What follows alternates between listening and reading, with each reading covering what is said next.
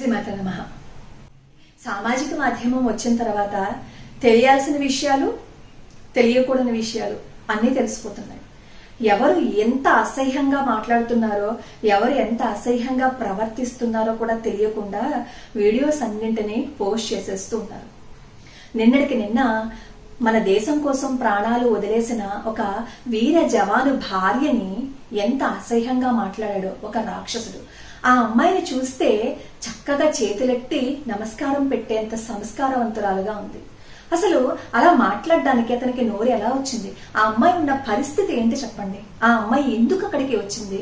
ఆ మాత్రం కూడా తెలుసుకోలేకుండా ఒక మద పిచ్చి వెధవ దరిద్ర పొట్టు మాటని ఉపయోగించాడు అంటే బహుశా వాడికి తల్లి, చెల్లి, భార్య వీళ్ళెవరూ ఉండుండరు. ఉంటే అలా మాట్లాడి ఉండేవాడు కాదు. ఒక రాక్షసుడికి ఇలాంటి బంధాలు విలువ తెలియదు.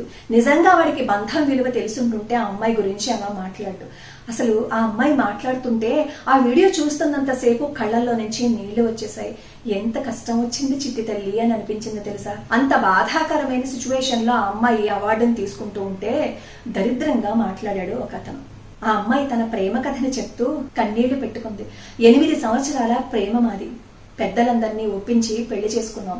2023 మార్చిలో మా వివాహం అయ్యింది. 2023లో అతను బాధ్యతలను నిర్వర్తించుకోవటం కోసం వెళ్లిపోయారు.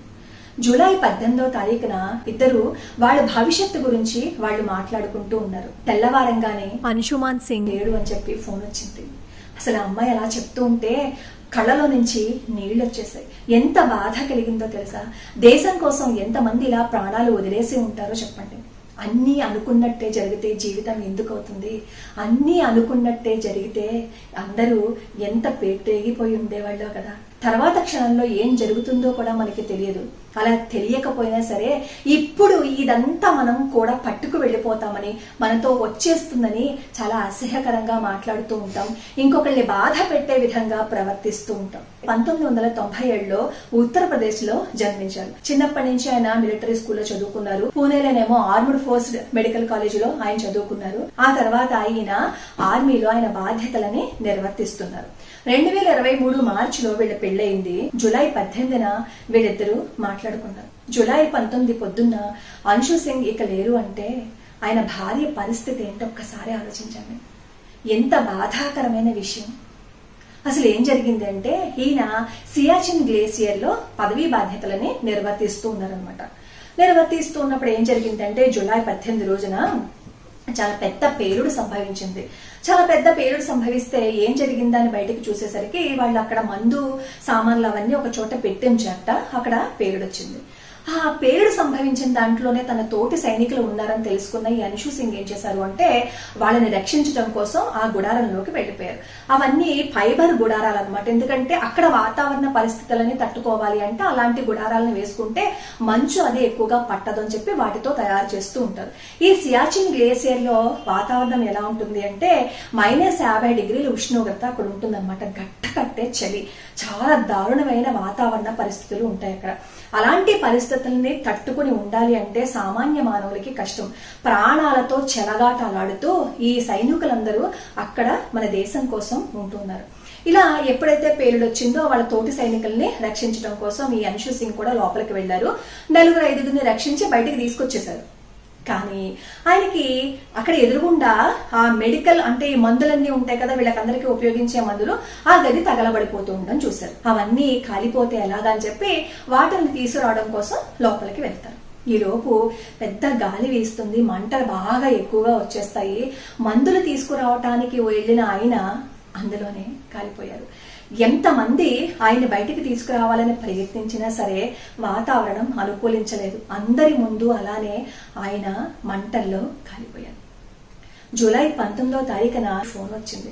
అప్పుడు ఆవిడ పరిస్థితి ఏంటో ఒక్కసారి ఆలోచించండి. 8 ఏళ్లు ప్రేమించి ఆ తర్వాత పెళ్లి చేసుకుని ఆ తర్వాత ముందు రోజే మాట్లాడుకుని తను ప్రేమించిన వ్యక్తి ఈ రోజు తన కళ్ళ ముందు లేడు అంటే ఆ అమ్మాయి పరిస్థితి ఏంటో ఒక్కసారి ఆలోచించండి. అప్పటి వరకు తనే లోకంగా తనే ప్రాణంగా బ్రతికిన అమ్మాయికి తన ప్రాణమే అనంత వాయువుల్లో కలిసిపోయింది అని తెలిసిన క్షణాన ఆ అమ్మాయి పడే మనోవేదన ఏంటో ఒక్కసారి ఆలోచించి చూడండి. మనం ఆ పరిస్థితిని ఆలోచించకుండా కనీసం వాళ్ళు ఏ స్థితిలో ఉన్నారు అని కూడా ఆలోచించకుండా చాలా అసహ్యకరంగా కామెంట్లు చేస్తూ ఉంటే అసలు వాళ్ళు మనుషులేనా అని అనిపిస్తుంది. అసలు ఇంకొక వ్యక్తిని అంత అసహ్యంగా మాట్లాడాలి అంటేనే నోరు రాదే, అలాంటిది దేశం కోసం ప్రాణాలు పణంగా పెట్టేస్తూ ప్రాణాలు కోల్పోయిన ఒక వీర జవాన్ భార్య ద్రౌపది ముర్ము గారి దగ్గర నుంచి అవార్డు తీసుకునే సమయంలో ఆ కామెంట్ పెట్టాడు అంటే బహుశా వాడు రాక్షసుడు అయి ఉండుంటాడు.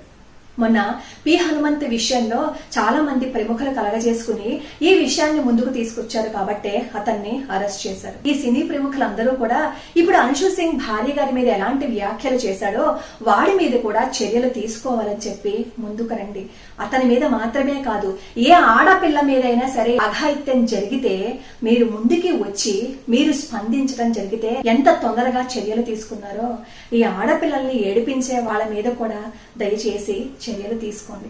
అలా చర్యలు తీసుకుంటే కనీసం కొంతమందైనా మారడానికి ప్రయత్నిస్తారు. ఈరోజు నోరు ఉంది కదా అని అంశు సింగ్ గారిని మాట్లాడినట్లుగానే చాలా మంది అమ్మాయిల గురించి చాలా మంది చాలా అసహ్యంగా మాట్లాడుతున్నారు.